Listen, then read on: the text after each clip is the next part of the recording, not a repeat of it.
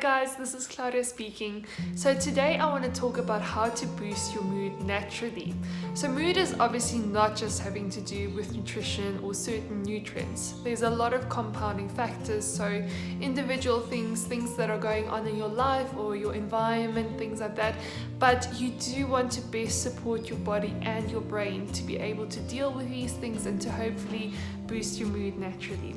So first of all is omega-3s. So a lot of people associate omega-3s with brain health and concentration, and there is very good basis for this. So omega-3 has also been linked to behavior, impulse control, and a lack of it to neuroticism. The omega-3s help control the fluidity of cell membranes, including the cells in the brain. So it's absolutely vital for the brain. Now, studies have shown that the lower omega-3 to omega-6 ratio is found in people that have depression. So omega-6 you can get in a lot of food, your pre-packaged foods or your pre-made foods that you get in the store, things like grapeseed oil and sunflower oil. So generally, most commonly we do get enough omega-6 in, but the omega-3 is where we are lacking a lot. So it's been thought that an optimal ratio is a 4:1 ratio of the omega-6 to the omega-3, but some people even advocate for 1:1 ratio. The omega-3 is obviously from your fatty fish, things like that. From plant sources, it can be from walnuts, from hemp seeds, from chia seeds. So there are also good omega-3 sources for vegans. So the problem with the vegan sources of omega-3 is that the ALL does not get used as well as the marine sources. So the conversion still has to take place in the body, but still there are options for you. Just a side note about the omega-3 and the 6. Omega-3 is also anti-inflammatory and omega-6 is inflammatory. So we definitely need a good balance between the two. The next one is vitamin B. So vitamin Bs are very important for the metabolic functions in the body, and the brain is one of the most metabolically active organs in the whole body, so obviously very important for the brain. So vitamin Bs are also very important for neurochemical production, and a low thiamine has been shown to be associated with decreased cognition and their mood, followed also with depressed mood. And a low B6 or pyridoxine level has been associated with the down-regulation of the GABA neurotransmitter, which is the calming neurotransmitter, as well as serotonin, which is your typical, what we know as happy hormone. So obviously that will affect your mood and how you're feeling. Good sources of the vitamin Bs are obviously your animal products, so go for your lean proteins, then also your whole grains and your leafy greens. So if you are not deficient in vitamin Bs, it's very unlikely that a high dose of vitamin B supplement will actually help you, because vitamin Bs are water soluble. So if you're not deficient in it and you keep on topping up, you're just going to pee out the rest. Then the next one is iron. So if you've ever been deficient in iron, you know how absolutely horrible it makes you feel. So you're going to be very listless, you're not going to have any energy, and a low iron has been also linked with low mood and low concentration. The next one is vitamin D. So a lot of you know that in the colder areas of the world, people generally, their mood tends to go lower in winter. So this is known as seasonal affective disorder, and people think that it does have to do with the low vitamin D levels. So there are vitamin D receptors in the central nervous system. It's also thought that vitamin D plays a role in the serotonin levels of the body as well. So vitamin D you can generally get from your fatty fish and your egg yolks, but most commonly from your sun. So a lot of people stay away from the sun because they're worried about skin cancer and all of this, but this can lead to a lower vitamin D level or a deficient vitamin D level. And in practice, I've seen this a lot where people are very, very low in vitamin D and they're not aware of it, especially office workers and things like that. Vitamin D levels are also obviously influenced by a lot of other factors. So your skin color, what the weather is like, the time of the year, things like that. But if you are unsure or if you have symptoms relating to a low vitamin D, then just check it out.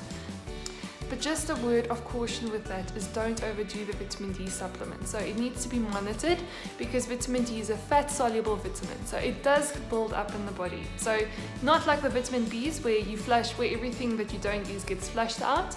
Vitamin D will build up in your body. So just be careful. Then the next one is chocolate. So who doesn't love chocolate? It does contain chemicals that can boost your mood, or it might just be also the thing of I'm rewarding myself and I'm taking a break for myself and I'm really giving myself something that I enjoy. Just be careful with how much you are eating. If you have a little bit of dark chocolate here and there, no problem at all, go for it.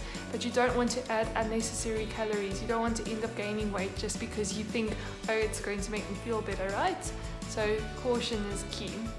Then the next one is exercise. So you probably didn't think I was going to let you get away with this one, right? So exercise, we know, increases your endorphin levels, your feel-good hormones, and it makes you feel so empowered and just lifts your mood. So regular exercise is important. If you're not feeling up to anything crazy, just do something low intensity. Even if you walk, that's better than nothing. Okay, so walking also has a lot of health benefits. So do whatever you feel up to. With caffeine, there's a bit of a toss-up. So some studies show that it does improve your mood, and other studies show that there hasn't been an effect really. So it has been thought that caffeine can influence neurotransmitters. So logically, it does make sense that it would influence your mood, but it seems to also be a bit individual. The downside of too much caffeine is obviously increased anxiety. So generally try to go for less than 400 milligrams per day, and that's less than about 4 standard cup sizes of coffee per day. Don't go for those 4 double espressos, okay? That's not 4 cups.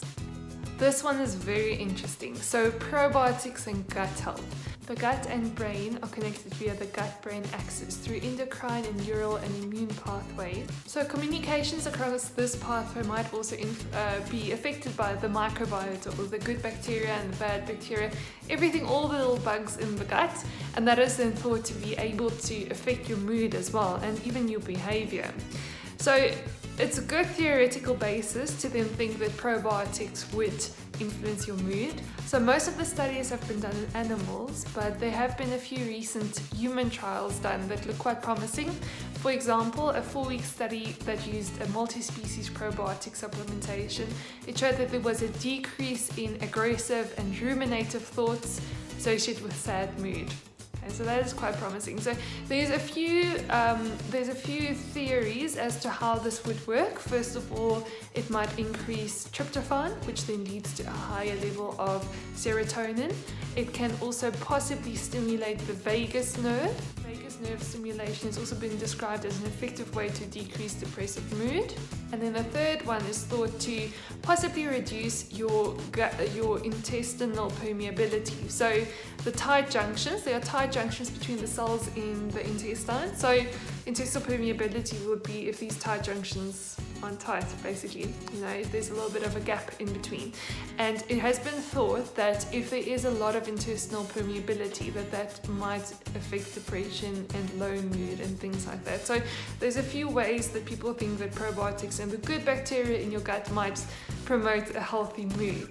Then the last one is very important. It seems very basic, but it is absolutely vital, and that is blood sugar control. So if your blood sugar is all over the place, your mood is also going to be all over the place. I'm sure you're familiar with the term hangry, and I know I feel like that a lot if I don't eat properly.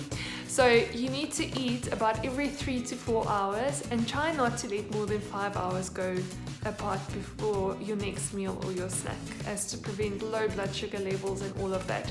Then go for your slow releasing carbohydrates. So your low GI carbs, the carbs that are going to give you a sustained release of energy and prevent those blood sugar dips. Okay guys, I hope that was helpful. I hope that gave you a few pointers what to key nutrients that you should be looking out for.